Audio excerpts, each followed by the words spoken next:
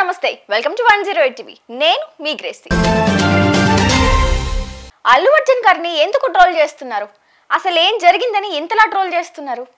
recent గా అయితే ఇన్స్టాలో ఒక పోస్ట్ వచ్చింది అల్లు అర్జున్ గారిని ట్రోల్ చేస్తూ ఒక గేమ్ కూడా రిలీజ్ చేయబోతున్నారని చేశారని కూడా అసలు ఏం జరిగిందని ఇంతగా ట్రోల్ చేస్తున్నారు ఎంతగా ఎక్కువగా ట్రోల్ చేస్తున్నారు అంటే బన్నీ నవ్వుని కూడా ట్రోల్ చేస్తే ఆయన బయట ప్రీ రిలీజ్ ఈవెంట్ కు వచ్చినా కూడా నవ్వాలనుకున్నా చేతులు అడ్డం పెట్టుకుని నవ్వే స్టేజ్ కి తీసుకొచ్చారు అసలు ఎందుకు ప్రతిసారి ఆయనే ట్రోల్ కి గురవుతున్నారు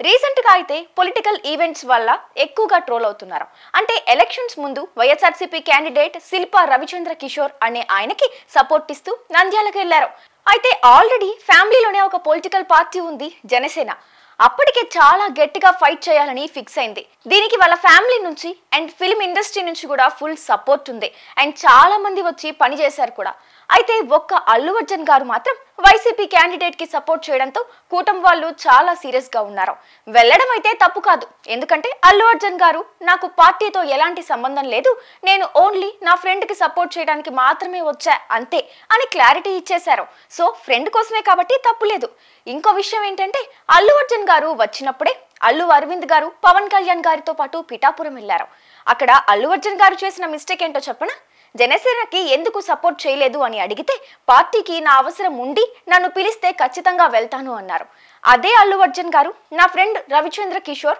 నన్ను ఎప్పుడూ పిలవలేదు నాకే రావాలి అనిపించి వచ్చాను అని అన్నారు ముందేమో జనసేన పిలిస్తే వెళ్తా అన్నారు కానీ రవి గారి దగ్గర పిలవకుండానే వచ్చాను అని చెప్తున్నారు ఇందుకనే కూటమి వాళ్ళు కానీ మెగా ఫ్యాన్స్ కానీ దీనిపైన కొంచెం సీరియస్ గా అయితే ఉన్నారు కానీ గుర్తు పెట్టుకోవాల్సిన విషయం ఏంటంటే 2019లో అల్లు అర్జున్ గారు జనసేన కోసం తిరిగారు ఫ్యామిలీని వదిలిపెట్టలా